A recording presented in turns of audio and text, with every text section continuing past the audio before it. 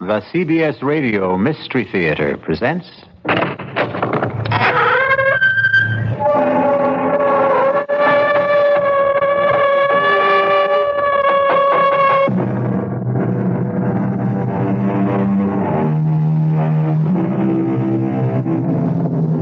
Come in. Welcome. I'm E.G. Marshall. Welcome to the fear you can hear. Welcome to the world of terrifying imagination. It gives me a fiendish delight to invite you on a very unusual expedition. For in our tale to come, we are going to travel not to distant shores, not to outer space, but instead backwards in time. Time as the archaeologist knows it. The depths of time. Strange thing about archaeology. It seeks to understand life by the study of death. Can we try to uncover the rest of the body, Professor? Of course.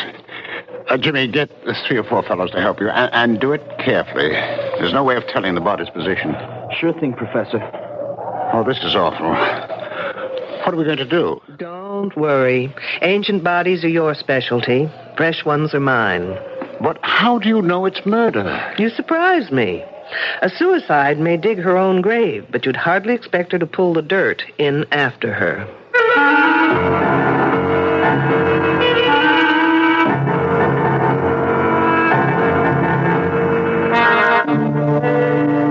Our mystery drama, Dig Me Deadly, was written especially for the Mystery Theater by S.J. Wilson and stars Louise Larrabee.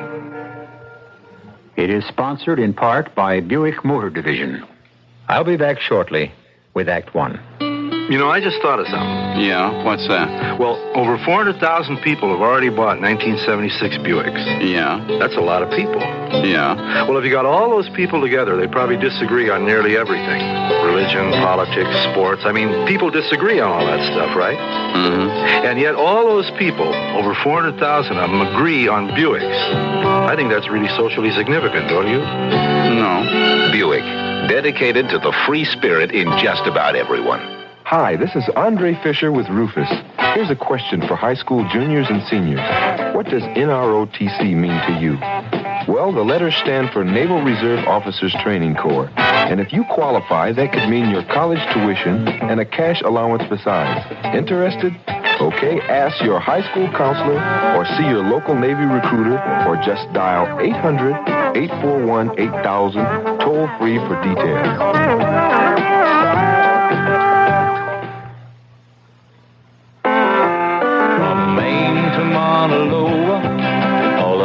This great big land, there's a neighbor who is ready to lend a helping hand.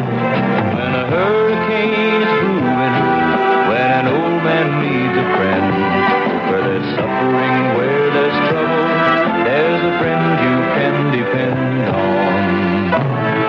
From Maine to Mauna Loa, all across this great big land, there's a neighbor who is ready to lend a helping hand.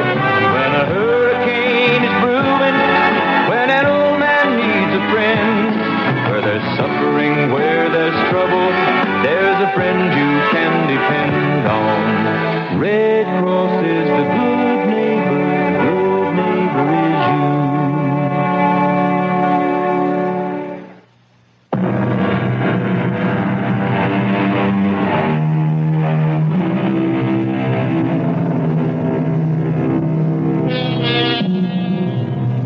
You and I know that death is no respecter of time.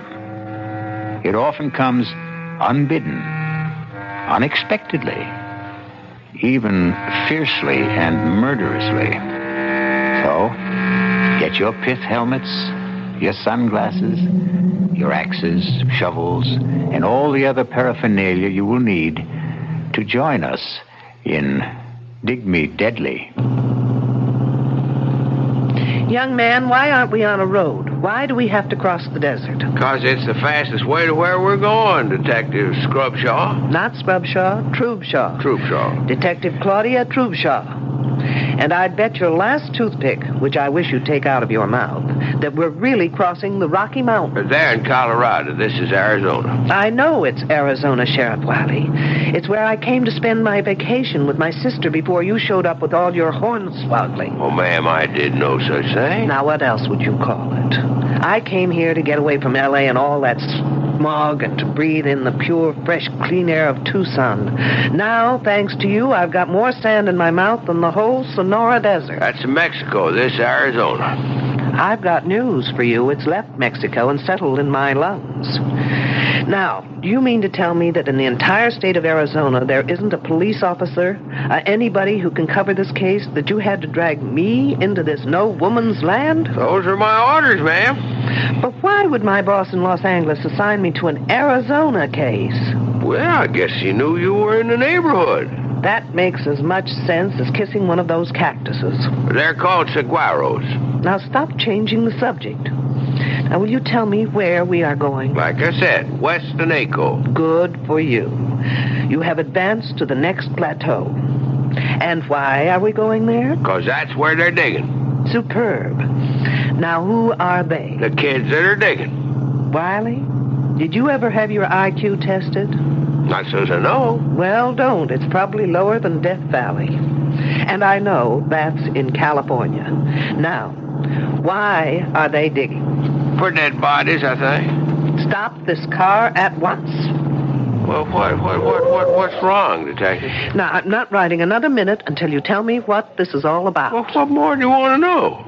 Why I'm sitting in this rolling junk heap on my way to West Naco or wherever. Well, there are these kids there. What kids? These kids from some school near L.A. Every summer they come and they dig up things they're supposed to be real old. In other words, students working on an archaeological dig. Never could pronounce that word. Forget the pronunciation. Just try and make some sense. Well, a few days ago, I am sitting in the sheriff's office when this here girl comes by. Excuse me. Sure, miss. Come on in. Is the sheriff here? Well, the truth is, there is no sheriff. Then who's in charge? Well, I guess I am. Sergeant Deputy Sheriff, you could say, and name is Wiley. I'm looking for help. That's why I'm here. What can I do for you? But you're not a real sheriff. Well, I don't get paid for it, but they give me the badge. Why don't you try me? I'm one of the students working at the Broadfields. The dig. Why don't you sit down? And there's some trouble there. And what kind of trouble? Well, that's just it. I can't tell exactly, but someone's following me. Wherever I go, I have the feeling someone right behind me or hiding and waiting to do something to me. Something terrible. Isn't there anyone in charge? Oh, Professor Wilkerson. But he says I'm imagining things. Well, now, have you ever really seen anyone following you? No, but only the other day someone went through my bureau and my luggage. And are they messing? No, but things were all messed up. Uh-huh. Now, what's your name? Rogers. Edith Rogers. Miss Rogers. Now, do you have any idea why somebody'd be tailing you or looking through your things? I think someone's trying to kill me. Kill you? Hey, that's serious. Why would anyone want to do that? Because they're afraid of me, scared of what I could do. Well, you don't look like you could trouble a horned toad. What are they scared of? Well, you see, no, I can't tell you. If they found out I came here, they'd do it faster. Anyway, you can't help me. Maybe nobody can. Hey, wait a minute. Wait there.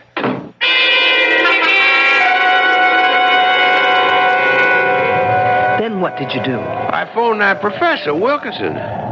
Say, Detective, can we get this thing going again? All right, but only as long as you tell me everything you know. Well, I called up that professor, and I told him about it. And he said that it was the girl's first summer there, and that working in the hot sun and seeing all those graves and skeletons was something she just wasn't used to. Then he said he'd take care of it and for me not to worry. Well, now, at first I thought I'd better leave well enough alone, except that the whole thing just kept a-pecking at me. So A couple days later, I dropped by the Broadfield spread and was told by a girl who roomed with this Edith Rogers that that is to say, this Edith Rogers here, she had left. Did she say when? I didn't ask. Did she say how or why? No, I didn't ask that either. Were her clothes and luggage gone? Gosh, I didn't think to ask that neither. Then how come you thought to ask for me? Well, I called this friend of my father's who was assistant deputy chief of police. Say no more. You called my boss, Morgan. In other words, this isn't an official assignment, is it? Well, he told me you were in Tucson and to speak to you. And dragging me through this sand heap is your idea of speaking to me. Wiley, if I admit something to you, will you promise never to tell anyone? Sure thing, detective. I know of only one person who's a bigger fool than you. Who'd that be? Me.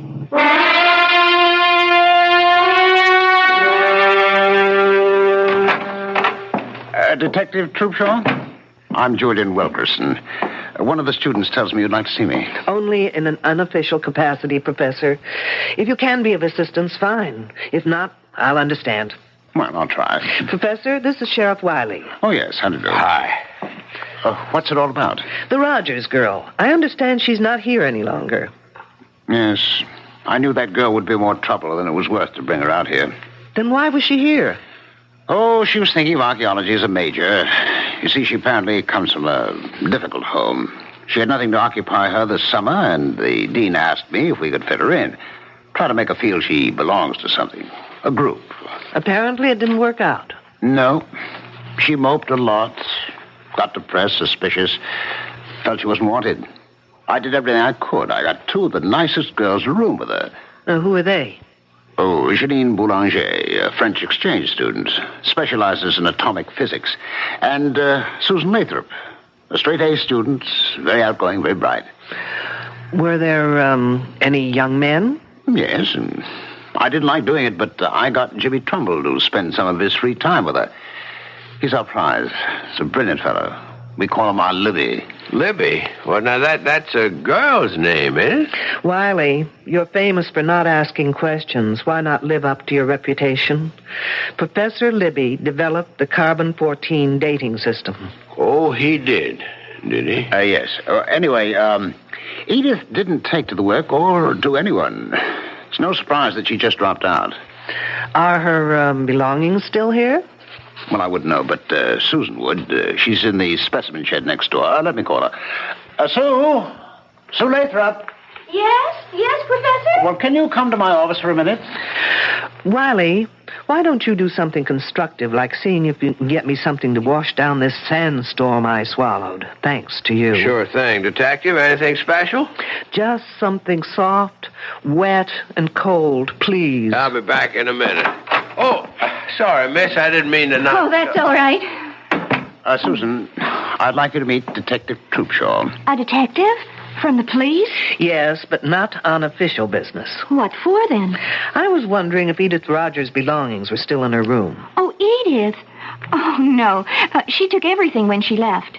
When was that? Oh, about 4 or maybe 5 days ago. I'm not sure. Do you have any idea why she left? Not really. She didn't tell anyone she was going, but then she just didn't get... Well, what can I say? Susan's trying to be discreet. The fact is the girl just didn't belong. Did anyone notify her family? I know I didn't. We just assumed that she hitchhiked her way home, or perhaps to one of the youth communes around here. Then, at this point, we don't know if she left or disappeared. But what would make you think she disappeared? She went for help to what's supposed to be the local sheriff's office. She was frightened, thought she was being followed, that someone wanted to kill her. That's just like her. She was so silly, so romantic, always making up stories where so-and-so loved her madly and so-and-so was terribly jealous of her. And, of course, she was always at the top of the triangle. I suppose we could phone her home and see if she got there. You fool! You stupid idiot fool! Can't you read the sign? No call to get yourself all heated up. It's just an old arrowhead. The sign says radioactive area. Do not enter. Sounds like Wiley tried to get me a bottle of atomic soda pop. Oh, that's Shanine. Let's see what the fuss is about. Now what, Wiley? Well, it beats me. I just picked up this here arrowhead in that shed, and she comes down on me like an eagle on a stray lamb. That is not an arrowhead, young fella. It's a spear point that happens to be about 12,000 years old. Trouble is, it's recently been through carbon-14 dating. That? Yes, and it may still be hot. Like an atom bomb? Hopefully, Wiley, you'll go up in a mushroom any minute. Oh, Professor, I am so sorry. Wiley, just give that arrowhead to Janine. She's wearing protective gloves. And then follow her. She'll take you to the decontamination room. You'll probably be all right. Don't look so worried, Wiley. There's no chance of it affecting your brains. You sure now, Detective? Absolutely. Follow me, you goose, quickly. So that stone point is 12,000 years old. Yes. Well, that's as close as we can get within the margins given by C14. But Jimmy is now working with radioactive potassium, which can give us an earlier reading.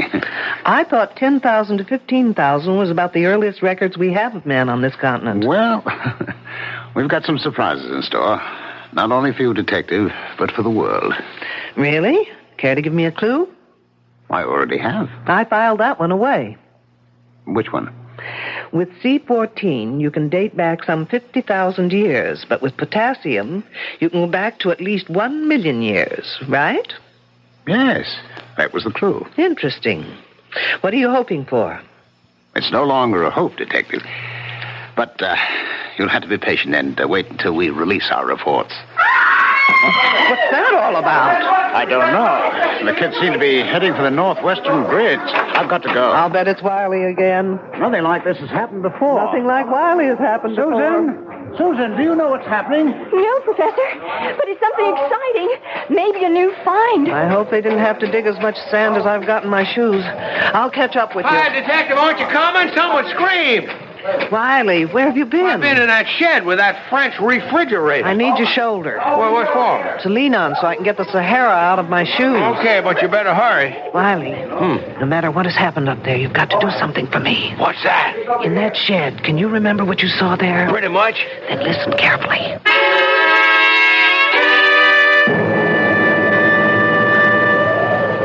Oh, bon Dieu, it's a woman's hand. And I know whose it is. By the ring. The silver band. Well, whose is it? Edith Rogers. Oh. All right, no one touch anything until Detective Troopshaw gets here. A detective? A lady detective in here. Okay, kids, one detective coming up. Let me through. All right. Yes. Let the detective through, please. Well, from the looks of it, here's a lady who definitely needs a hand. Who found her? I did. And who are you? James Trumbull. I told you about him, remember? Oh, yes, you're Libby, as you call him. Yes. But there doesn't seem to be any digging around here. Is this the way you found her? Just one hand sticking out of the sand? No. I was on my way to the datum point to figure out what the next grid would be when I passed this place and noticed that someone had been digging around here. The sand wasn't as flat as the surrounding area and not as compact. So I began to brush away the top layer until I uncovered this one hand. Professor, have I your permission to supervise this matter until I get official regulations? Oh, yes, of course. Thanks. Has anyone been able to identify the hand? Susan. She said it is Edith Rogers. What makes you think that? The silver band. I was with her when she brought it in town a couple of weeks ago. She bought a silver wedding band? I asked her why, and she said she expected to be married very soon. It just sounded like one of her crazy stories, so I forgot about it. I see. Well, rings have been known to change fingers.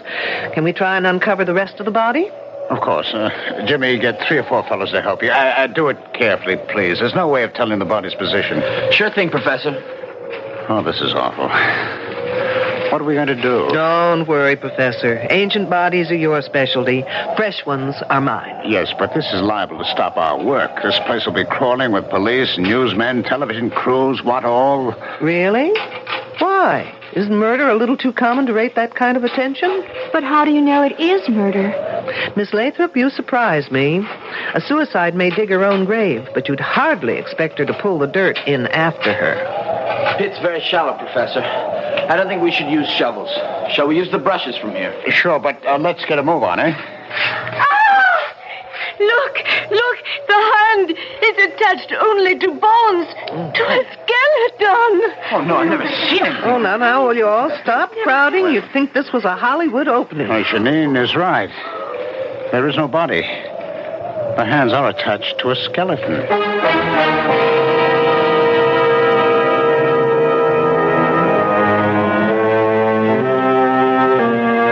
Fully fleshed hands attached to a body that is nothing more than bones. A skeleton. You know, Mother Earth is very miserly about giving up her secrets. But little by little, man has dug them out of her. But never before has there been this kind of puzzle in which the hands belong to the present and the body to the past. We'll be back shortly with Act Two. Electrical appliances are extremely useful time-saving aids. But without proper precautions, they can be instruments of destruction. In fact, government statistics show that 80% of all electrical appliance accidents are due to carelessness. Underwriters Laboratories consumer safety expert Janice Farr says there's an easy way you can help avoid contributing to that 80%. That's right. I strongly recommend that you read and heed your appliance instruction booklets. Most booklets contain valuable safety tips, such as recommending that you unplug your portable appliance from the outlet when not in use, and that you not let the cord hang over the edge of a table or counter, or touch hot surfaces. And to be extra safe, it's a good idea to keep your instruction booklets in a convenient place for quick and easy reference. Remember, the instruction booklet is there, so why not use it? this has been a public service announcement from Underwriters Laboratories and this station. This is Carmelita Pope. If you just think of rug cleaning when you hear the name Magicist, you don't know the full story, because Magicist also cleans carpeting and furniture in home or office. Magicist takes down, cleans, and rehangs draperies. Magicist offers rug repairs, such as binding and serging, takes up, cleans, and relays carpeting. Magicist offers soil retardant to keep carpets and rugs cleaner longer, staticide to end annoying static shock, ACL 60 to eliminate carpet odors. Magicist offers a 20% cash and carry discount on rugs and draperies. Magicist sells new and unclaimed rugs and offers Saturday service, commercial cleaning rates, and welcomes bank cards. Magicist wants you to know the whole story because it's a clean one the whole family will enjoy. See the white pages. Chicago phones 378-8600. Clean with Magicist. Get your whole house Magicist clean. Ask about Wisconsin Dells tickets free with a Magicist order.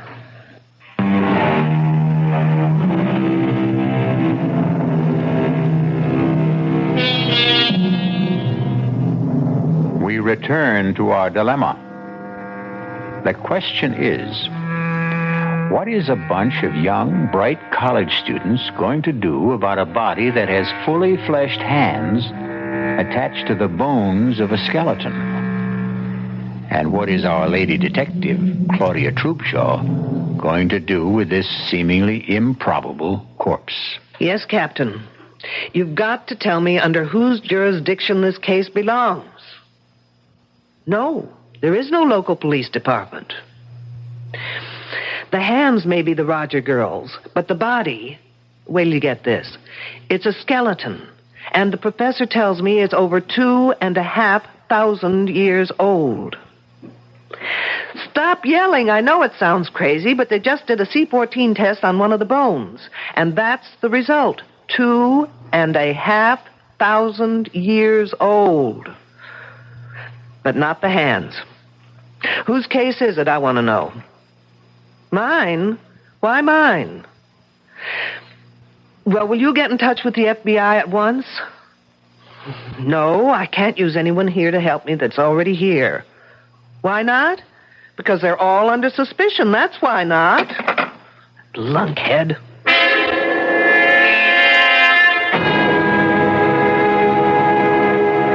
It's nice of you, Miss Boulanger, to take time off to have this little talk with me. Professor Wilkerson said I should answer all your questions to the best that I can. Do you always do what Professor Wilkerson asks? Oh, yes, he is a marvelous man. He is so brilliant. I'm sure. Tell me, do you have many friends among the other students? I don't think so. Not even Jimmy Trumbull? Oh, he is nice, but he is such a little boy. And the others? I'm afraid they're all too jealous. Do you know why? Oh, they think that the professor treats me like a favorite. Well, does he? Of course not. But I have studied all this and done it in France before, so I know it very well. And they do not. I think I understand. This body we found, you've seen it? I could not bear to look. Oh, but you did. Now tell me, in all your work, both here and in France, have you ever seen anything like it? No, absolutely not. And you couldn't explain how two perfectly fleshed hands could be attached to a prehistoric skeleton? It's against all possibilities. What did you think of Edith Rogers? She was very unfortunate. In what way? Oh, she so badly needed some kind of an attachment. With a boy, I mean. And I think she almost found it. But then that Susan Lathrop got in the way and kept it from happening. How do you mean? Oh, I don't like talking gossip. But Edith Rogers liked very much this Jimmy Trumbull. But that Susan, who blows hot one day and cold the next, makes up her mind that Jimmy is her property. And she says to that Rogers girl she should stay off her property. Anything else, Janine? No. That is all. Thank you. You've been very helpful.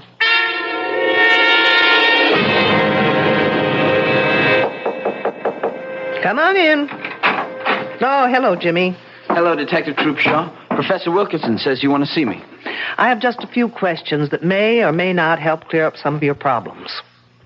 My problems? No, not yours personally, but the outfits. But where's the problem?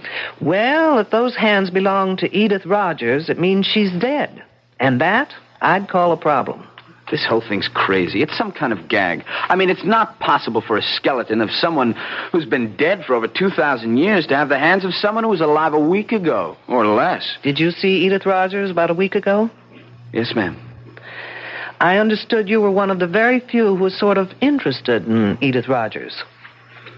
Well, I was sorry for her. She was lonely and frightened. Did any of the others talk to you about her? No, but Edith had a lot to say about us. Can you give me some idea? Edith thought Susan was a fake, that Janine was phony, and the rest of us pretty silly digging away in over 100 degrees temperature. She just didn't understand why we were doing it. Didn't that make you wonder what she was doing here? Oh, sure. But she was lonely, and she would have done anything to be anywhere. Oh, say, I almost forgot. Something funny happened this morning, and I meant to tell you about it, but with all the rumors and gossip, well, it just slipped my mind. What was it? On my way to the grid we're working on, I ran into this Indian, a really strange guy. He was dressed in some weird Mexican costume and had long, drooping mustaches. And he asked me in this queer accent if I knew where Minnehaha was buried. Minnehaha? Was he kidding? Who knows? When I told him I didn't know, he became very sad. And he said his name was Tepexpan, and that his wife had died 10,000 years ago. Tepexpan, no less. The name's sort of familiar. Oh, come on, Jimmy. Even I know that for years the Tepexpan man was considered the earliest specimen of man found in the United States. Oh, of course. What else did he say? Now, let's see. Oh, I wrote it down here. Here it is. He said, "She who seeks shall find the answers in her mind if she can find the man that is called Tepexpan." You're putting me on. No, I'm not, honestly. And then he said that she would find the star of Tepexpan in the south of Tuxpan. Can I have that paper, Jimmy? Of course. Thanks. Tepexpan, my foot.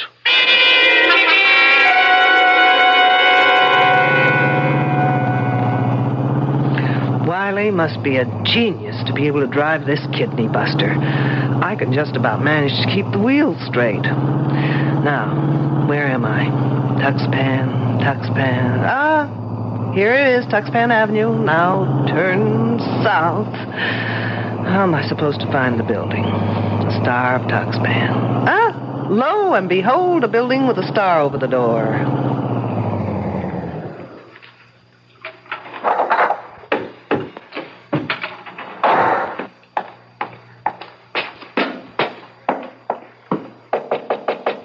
Enter in peace, oh ancient squaw. I'll fix that one's TP. I was told you've been to the ancient burial ground. You have been told well. I go to see my wife. Is she one of the workers at the dig? Oh, no, she toils no more. Your people toil for her. Hit me with that one again. She has been dead for over 10,000 years. I thought it was 2,500. But what's a few years in a romance that's lasted that long, right? Her spirit gives me many answers to my prayers. Do the answers to mine happen to be among them? Well, if you open the pouch, I will place a magic message within. Gracias, senor. It is but the will of the gods that I obey. Incidentally, Senor Tepexpan, the next time you speak to the spirits of the gods, find out the name in Indian for fruitcake. As ancient squaw commands. And take that silly toothpick out of your face.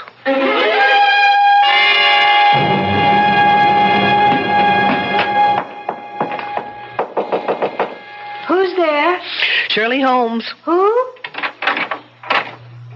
Oh, it's you, Detective.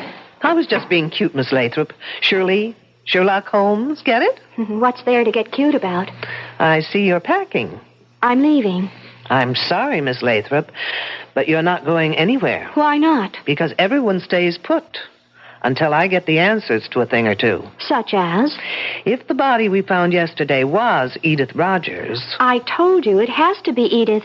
They are her hands. Attached to a prehistoric skeleton. I don't care what the radiocarbon dating says. I was with her when she bought that wedding band. She didn't say anything about when she planned to get married. No. And you didn't ask? I thought she was clowning. So she impressed you as the sort of person who would clown about getting married? I guess she wasn't old-fashioned enough to be serious about it. But most of the girls here aren't into things like getting married. We don't have such hang-ups. And Edith Rogers was a square. Very square. You must have found it a bore to room with her. Frankly, she was a bit of a drag. How did Janine get along with her? They hardly spoke to each other. Because of Wilkerson? How did you know? Do you think either of them got anywhere with him? Janine was making points. Not that she's so hot, but her father's an important politician in France, and Wilkerson is impressed by that sort of thing. Ambitious, eh? Even at his age. Oh, come on, Miss Lathrop. He's not that old. Old enough to have a son who's in college. As a matter of fact, it was good old Edith Rogers who told me that. Did she tell you anything else? Nothing important. Have you ever seen anything like that body before? Never. Think hard. Maybe an experiment done on an animal in a lab or in the dating shed? No. Besides, I'm not allowed in the shed. Why not? I don't get to work on dating until next term. Oh, I guess I'll have to take my own advanced course with Professor Wilkerson. That's Janine! I was waiting for the second moccasin to drop. Let's go.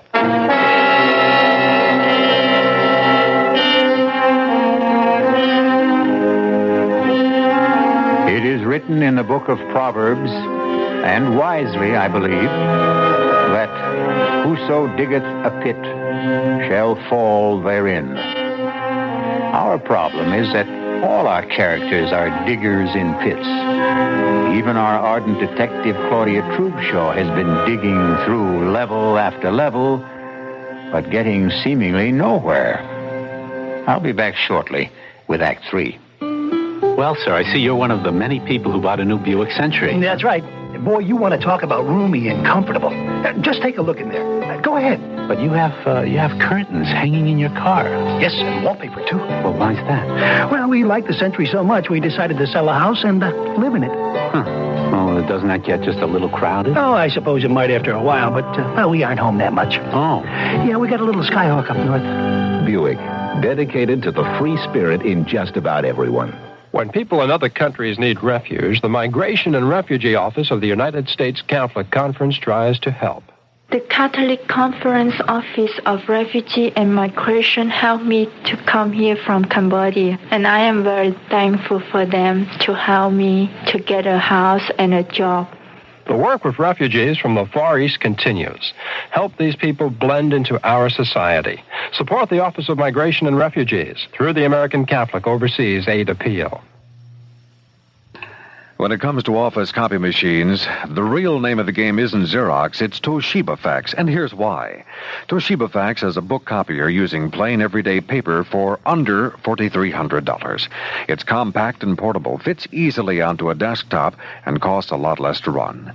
For example, Toshiba Fax has no meter clicks. Run as many copies as you wish, on any kind of paper, even colored stock. Chemlight Business Systems gives you the option to lease or purchase outright. Either way, you're better off, and a free demonstration will prove it. Call Chemlight Business Systems now at 766-0234. 766-0234. Get full details about this fantastic plain paper copier, how it can use both sides of the paper, how easy it is to operate and maintain. It even removes dust particles with its own built-in vacuum cleaner. In office copiers, the name of the game is Toshiba Fax, one of the world's largest electronics corporations. And for a free demonstration of the new plain paper copier, call Chemlight Business Systems at 766-0234. 766-0234. This is WBBM Chicago News Radio 78. It's 11:07, 71 degrees at Midway Airport now. Do you realize that the gunshot we heard at the end of the second act was the first time anyone has used a conventional weapon in our story? Well, gunshots may not only be used to signify someone's end, they may also be fired to start something. Isn't that typical of a woman? She calls for help but doesn't bother to tell where she needs it. It sounded far away. Maybe from the northern grid section. You mean where the body was found? Yes. What could anyone be doing out there? Looking for clues? Or maybe hiding. Well, why didn't I think of that? I don't know. I heard you go on. There's our man. You mean Professor Wilkerson? Yes. Hey, Professor. There, Detective, over here. There he is. He turned on his flash. Professor, hold it a minute. Let me catch my breath. Did you hear Janine call? No, I was covering grid S42. We were working late there. Are you sure it was Janine? Pretty much, unless someone's imitating her accent. We don't know from where she called. I think it came from that north grid. First we heard what may have been a gunshot, and then we heard La Belle Janine calling for help. Hey, has everyone around here gone bananas? They say they heard a gunshot. Detective Troopshaw says Janine cried for help. And where were you, Mr. Trumbull? In the barracks, doing some research. Well, anyway, the detective thinks that Janine is locked in somewhere. Well, how about the lab shed? I think her in the tank. Come on. Who has the key to the shed? I do, but you'll have to wait out here. What for? I'll have to go in first to check on possible radioactivity inside. Just 1 second, Professor. Janine? Janine, are you in there? Yes, I am. I am. Is it safe for us to come in? Yes, it is very safe. All right, I got my key here on the buzzer. Oh, Professor. That girl faints easier than I can think. Janine, are you all right? Don't ask her. She'll say no. Get her back inside. Now, for the rest of you, please, stay out here. Don't go anywhere, anyone. Still planning to leave, Susan? She wouldn't let me. Besides, what difference would it make to you if I did? I'm just being friendly. Isn't it a little too late? What do you mean? Well, now that Edith Rogers is dead, do you think I'd be waiting around to catch you on the rebound? Look, I was just being kind to her. Kind? Isn't there a phrase about someone being killed with kindness? What are you getting at? Now listen, James Trumbull. Because Edith Rogers was a fool doesn't mean all girls are. No one ever said you were. Look, the only reason I took her out a couple of times was because the professor asked me to. Aren't you the obedient student? What professors say, Jimmy do. I don't know how else I can convince you. You can't. And if I were you, I wouldn't try. Look, you can count on my being fair and keeping quiet. I'm not out for revenge. But I'm also not about to stick my neck out for anyone, including you. I still don't know what you're getting at. I'm getting at who killed Edith Rogers.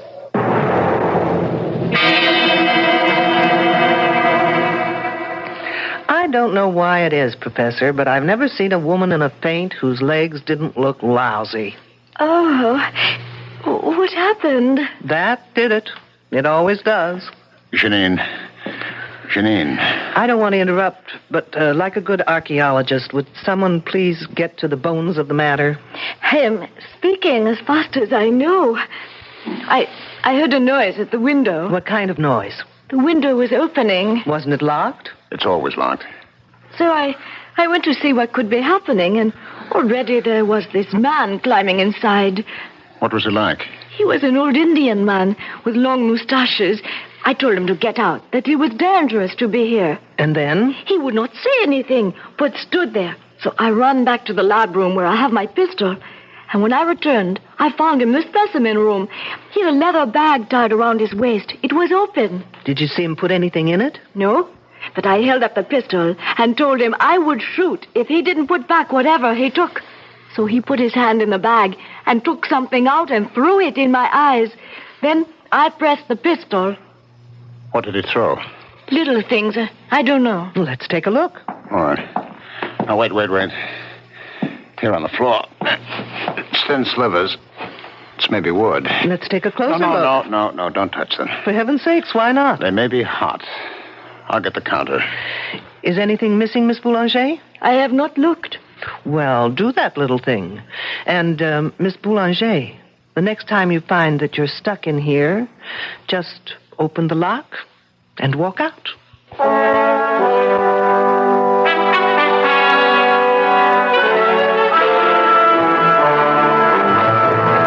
Okay, folks, time has come to stop playing games. What kind of games? The game where one hand washes the other. Now, since you've got seniority, Professor, we'll start with you.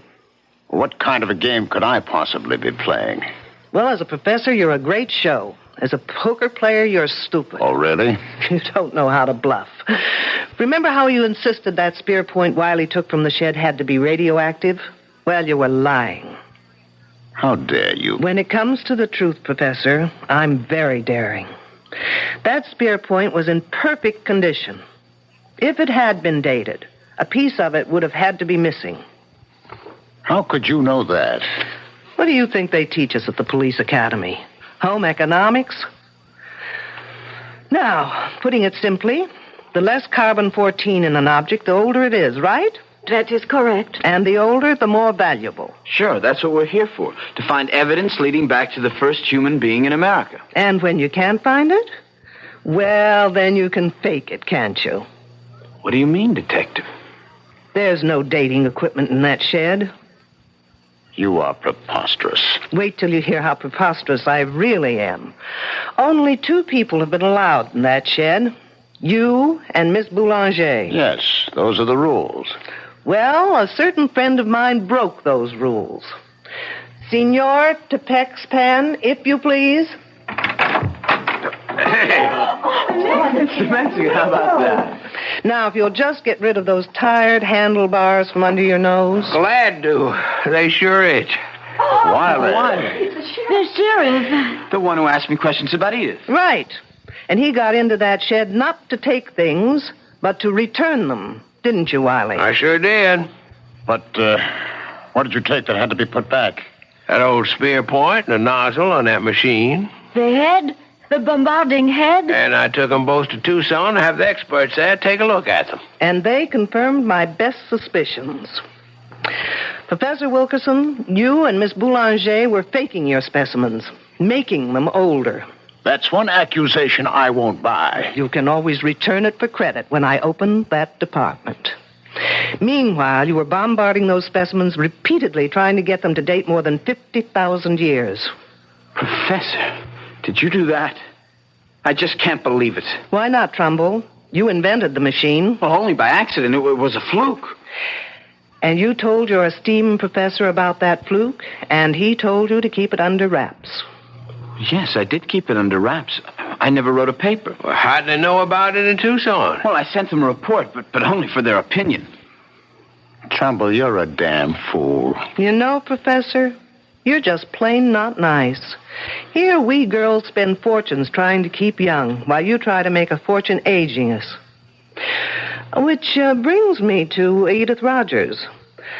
Of those present, Only Wilkerson, Trumbull, and Miss Boulanger knew how to operate that machine. Oh, no, wait. No, they ought to be arrested at once. You'd like that, Miss Lathrop, wouldn't you? It leaves your hands clean, so to speak. Now, listen, Detective, I had no reason. Getting her pregnant and being blackmailed to marry her isn't a reason? Come off, Professor. He did? The professor? Surprised, aren't you, Miss Lathrop? But why would I want to hurt that Edith Rogers? You knew she had something on the professor, else she wouldn't have been here. But when you heard about the wedding ring, you thought you just might lose not only your professor, but more importantly, that machine. I'm sorry. What's going on here? I'm all lost. So am I, Trumbull, when it comes to you. I can't figure what you had to do with all this. Well, he may not be that innocent. He did try and make time with Edith Rogers until she dumped him. That's not true, Susan. You're calling me a liar? I think you and your two pals are all to blame for that girl's death. You all deserve to be murdered. And this time, Miss Lathrop, you'd do it properly, wouldn't you? What are you talking about? Trumbull, did you ever tell Susan here about the machine? Well, yes, sort of, but not how to work it. I hadn't finished it then. But she was smart enough to know how it could be used. You're just guessing. True. But then came the monkey wrench. Trumbull began dating Edith Rogers. I didn't care. Not until she bought that wedding band. Now, why would that girl buy her own ring? You know why. Because no woman would go to a doctor for that kind of an examination without the necessary decoration on her finger. What's that to do with me? While Janine thought it was the professor, you thought it was Jimmy Trumbull, who might be the father. First, you threatened Edith Rogers. But when Jimmy tried seeing her again, you took no chances of ever losing that machine, and you just removed her from the scene. You're crazy. Not crazy enough to use a machine I knew nothing about, because that's what you did. You know, your biggest mistake was in tying Edith Rogers' hands over her head before opening that machine full blast. Those hands were protected by the lead shield over her head. Of course. Only the lead shield could have saved those hands, kept them from dating back. The result? A 2,500-year-old skeleton with Edith Rogers' hands. Okay, Detective. Who saw me? Where's your proof? Yours were the only fingerprints found on the bombarding head Wiley took to Tucson. Susan, you didn't work that machine without gloves, without protection. Why? What's wrong with that? Oh, good Lord. You didn't. What are you saying? Oh, no. Your body's probably got more than 600 radioactive units in it right now. You're trying to scare me. It's not true. Susan, 400 units are fatal. Help me. Someone help me. Or I die. Help me. Help!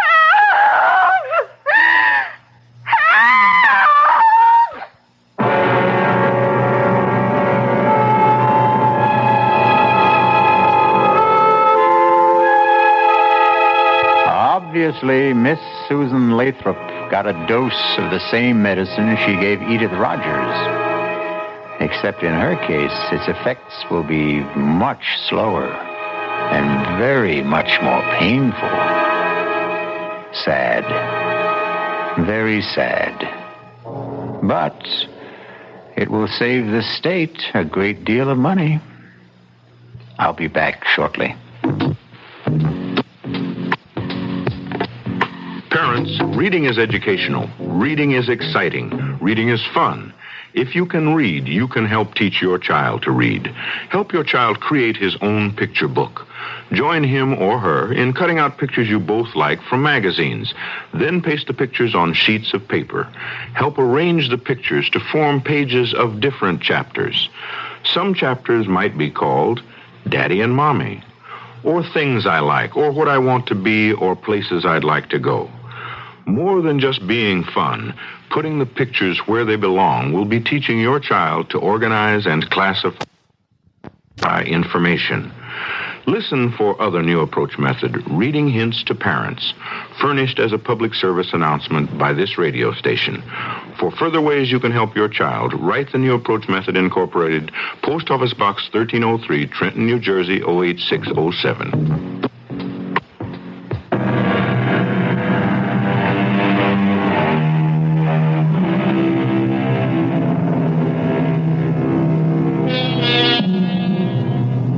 Here's a little thought to take to sleep with you. Never indulge in excesses. Eat moderately, drink moderately, and murder moderately. Our cast included Louise Larrabee, Mason Adams, Ralph Bell, Corinne Orr, Ann Costello, and Christopher Tabori. The entire production was under the direction of Hyman Brown. And now, a preview of our next tale. Accidents happen every day. A foot may slip, a child could fall, and the only guilty party would be the wind. How, Laurent? How? Trust me, my angel. I shall find a way. Did you hear anything? Outside the door. It sounded like Madame's cat, Francois. How could that be? He may have followed me here. Shh. No, quiet.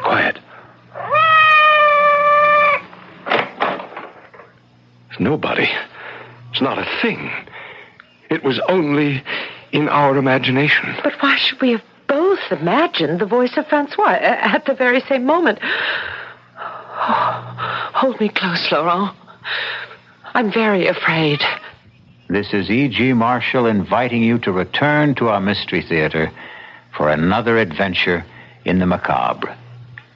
Until next time, pleasant dreams.